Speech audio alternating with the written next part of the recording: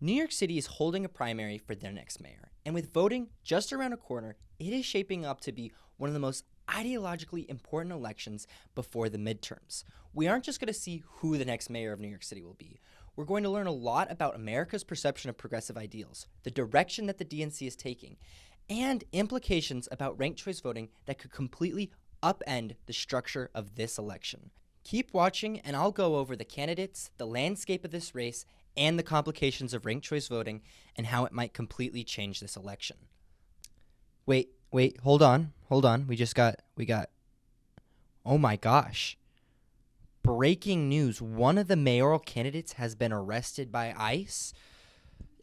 I'm actually filming this way after editing this whole video because this broke as I was about to hit publish on this YouTube video. Brad Lander, one of the candidates that I'm going to talk about in this video, just got arrested by ICE. I'll give you my thoughts later in the video about this and if it will help his campaign, but I am letting you know now that that has changed the landscape of this mayoral race significantly going forward. The New York City mayoral race is typically decided at the Democratic primaries. However, this year, Eric Adams, the current mayor of New York City, will be running as an independent. Andrew Cuomo, a candidate in the Democratic primaries, will also run as an independent if he doesn't win. With it being a Democratic primary in the city of New York City, every candidate is for the most part pretty liberal, but how liberal varies. Let's get into the top two candidates, Andrew Cuomo and Zohran Mamdani. Andrew Cuomo served as the 56th governor of New York City. He ended up resigning due to sexual assault allegations. He's a center-left, establishment-backed candidate that has most of the funding in this race. Zohran Mamdani is a New York State Assembly member and a Democratic socialist running for mayor. He's the furthest left candidate with the most progressive ideas, along with AOC's top endorsement.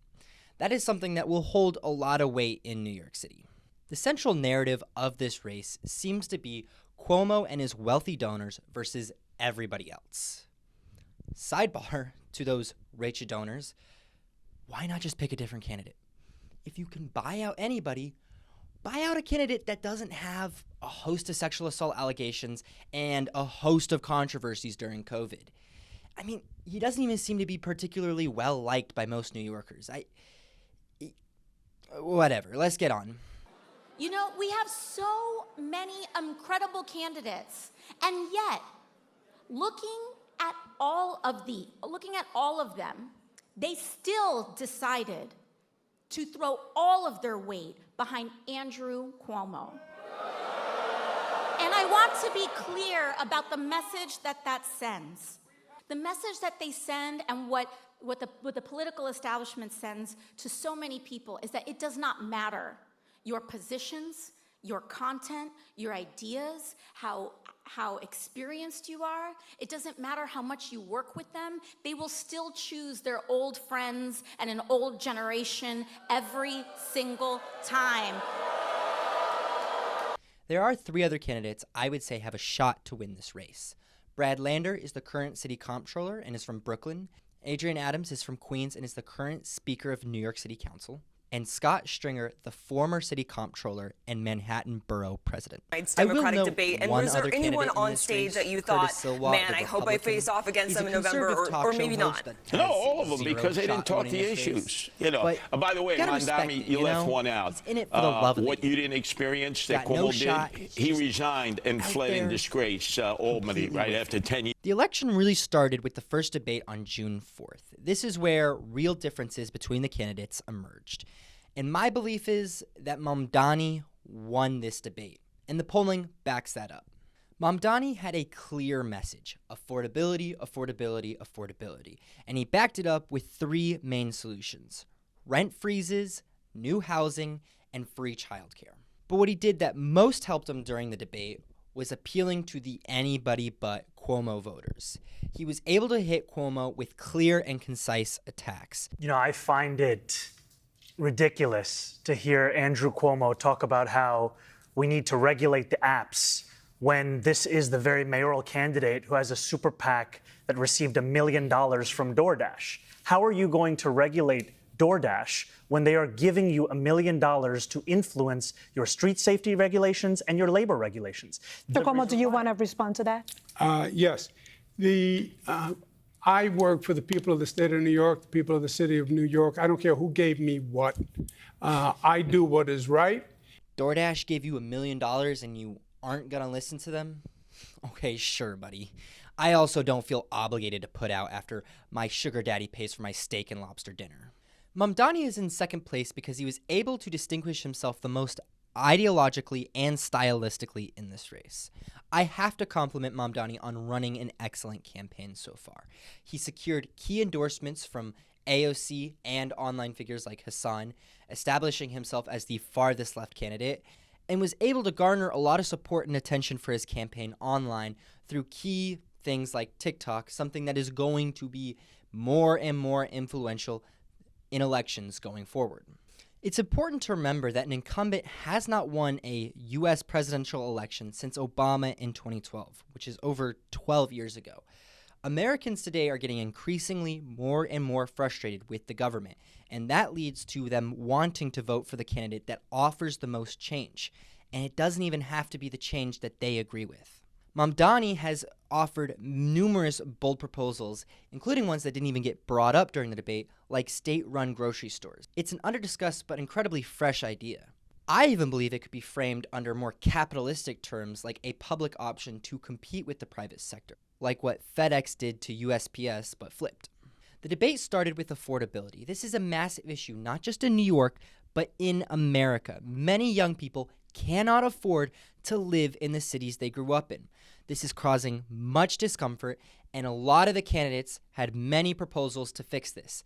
However, Mamdani really separated himself from the rest of the group. This is the section I believe he won the debate. He was clear, concise, and he hammered home his 3 distinct solutions. He offered freezing rent, he offered building more housing, and then he offered free childcare. Being able to live in the city as a young adult with children is a big issue, and I believe he really appealed to those voters. Everybody else had similar ideas, offering more building, more housing, lower rents, except for Tilson, who offered a more private building solution. The second section of the debate was about Donald Trump. Would you be the candidate to stand up to Donald Trump? All of them pretty much had the same answer. I am the one to stand up to Donald Trump. I am Donald Trump's worst enemy, blah, blah, blah. It was pretty much a wash. I don't think any candidates really stood out. They all didn't like Donald Trump, obviously, and they all said they would sue Donald Trump, keep ICE out of New York, pretty much everything New Yorkers want. The third section of the debate was public safety, and I think this is a bigger issue than people realize. Retail theft is a growing concern among Americans.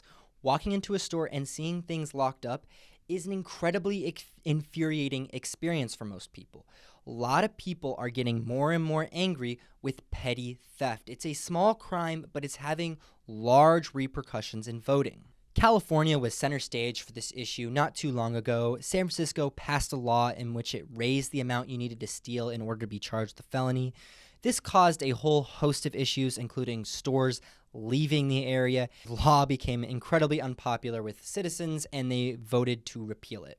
New York had a similar situation with its Bail Reform Act. New York is the only state that does not allow judges to consider public safety when setting bail or pretrial detention, a major factor critics of the law want to change. There's a small percentage that is causing the violence and the harm in our community. They're taking advantage of the bail reform that was put in place to provide that equity for everyone.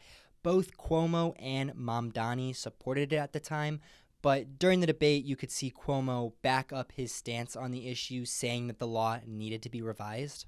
You could tell that Mamdani was limited the most by his ideological stance, being the furthest left candidate. He offered adding mental health professionals to take off the workload of police, that being his biggest solution to the problem. But in my mind, this is probably his weakest issue, and where voters are going to see him as weak on crime. I do want to highlight Whitney Tilson. He's a hedge fund manager, and he was the only person to attack Mamdani and defend Cuomo. He had a tough on crime stance. He also had a pro-private sector solution to housing that I mentioned earlier. Ultimately, polling suggests that he's all but irrelevant. I'll bring up Tilson later during the second debate because there was a few interesting dynamics with him there. Talking about the three main candidates outside of Cuomo or Mamdani, Brad Lander, Adrian Adams, and Scott Stringer, they were all very quiet during the first debate. They didn't really want to rock the boat. They exuded very centrist positions, and they didn't take any direct shots at Mamdani. Stringer was the only candidate of the three to mention increasing the police force, and I think these three candidates will play a very interesting role in the ranked choice voting, especially Brad Lander because of his second debate performance. Let's get into that second debate now. After the first debate, with polling numbers and time to reflect, three alliances formed going into the second debate. One was between Cuomo and Tilson. Second was Adrian Adams and Scott Stringer. And then the third was between Brad Lander and Mamdani. During the second debate, they asked the question if anybody had their second choice in mind. Only one competitor had that answer, and that was Tilson, who said his second choice was Andrew Cuomo. I don't think this reveals too much other than the fact that I think Tilson is vying for a position in Cuomo's administration, probably as comptroller. However, there was one funny moment in which candidates were allowed to ask questions to other competitors. Cuomo used this opportunity to ask a question to Tilson, who ultimately used it as an attack on Mamdani because it was a complete softball of a question. I thought it was a clever way of getting an attack on Mamdani without allowing him to respond. Going to that second alliance, Adrian Adams and Scott Stringer both complimented each other during the debate and stayed very cordial. It's very clear that they both kind of want to secure that centrist vote, and they're both trying to help each other along the way. And I think this is one thing that ranked choice voting kind of promotes. It promotes creating alliances and trying to secure second and third endorsements from your competitors, because if they drop out in the voting system, you want to take all the voters you can from that person's group. Which leads me to my most important dynamic, which is the alliance between Mamdani and Brad Lander. During the second debate, you saw Brad Lander attack Cuomo over and over and over about his history, his allegations, and his controversial past involving COVID. Everybody here knows that you sexually harassed women, that you created a toxic work environment. This is going to be the story of this election, in my opinion. After the second debate, Mamdani and Lander came together to make a dual endorsement video. This is something you'll really only see in ranked choice voting, where you say, vote for me one and this guy second, and that guy will say, vote for me one and this guy second. We're cross-endorsing. In New York City, we have ranked choice voting. That means you can rank up to 5 candidates for mayor. Brad and I are officially telling our supporters. Rank me number one, rank Zohran number 2. Let's send Andrew Cuomo back to the suburbs. It's really interesting to see if this will shake up voting dynamics. I want to give a slight disclaimer before we get into the Brad Lander arrest. This channel is not necessarily about talking about politics. I want to keep it about elections. I want to talk about how things are going to play out within elections. I'm not necessarily here to take political sides. The only sides I want to take is who is going to win the election I'm talking about. However, politics and elections are deeply connected, and this is an example of one. So what I'm going to do is outline the facts of the situation and then exclusively talk about its implications on the New York City mayoral election. If you want a deeper dive into the legal and moral ramifications of this event, I suggest you seek out different outlets for that. And now let's get into the arrest of Brad Lander. Brad Lander was arrested in an immigration court this Tuesday by federal agents. He had been observing immigration hearings, offering legal advice to immigrants, and then walking them outside the courtroom. He was locked arm in arm with an immigrant when ICE officials tried to detain that man. He demanded to see a judicial warrant and refused to separate. For over 40 seconds, ICE officials tried to separate the two and detain the immigrant. And in doing so, they also detained Brad Lander. You can see the entire event online because videos were taken of the whole thing. And after the event, just a couple hours later, Brad Lander was released and he was able to give public statements and go on MSNBC later that night. In his public statements, Brad Lander stated he felt safe knowing he had a good lawyer, but quickly shifted the focus upon the immigrant that he was arrested with, stating that his situation was much worse. Now, how will this affect the mayoral election? In my opinion, I think this significantly helps Brad Lander's campaign.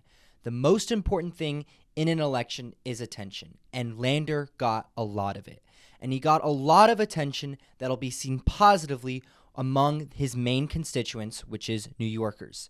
Cities like LA and New York hate Trump's immigration policies and want to establish themselves as sanctuary cities.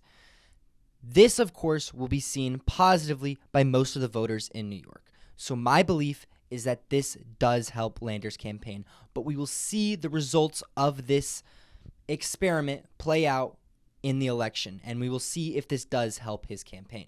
First, let me explain how New York's instant runoff ranked choice voting system works.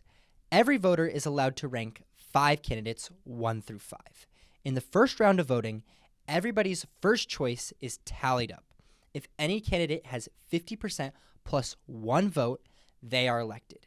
If that is not the case, they eliminate the lowest voted for candidate and redistribute all their votes amongst the remaining candidates. They continue this process until someone achieves that 50% plus 1 vote. This system is in place to avoid any third-party spoilers, candidates who steal votes from one of the main 2 candidates, letting the other one win. However, ranked choice voting also has the possibility of a Condorcet failure, where the Condorcet winner doesn't win the race. And the Condorcet winner is just a candidate that would win in every single head-to-head matchup within the election.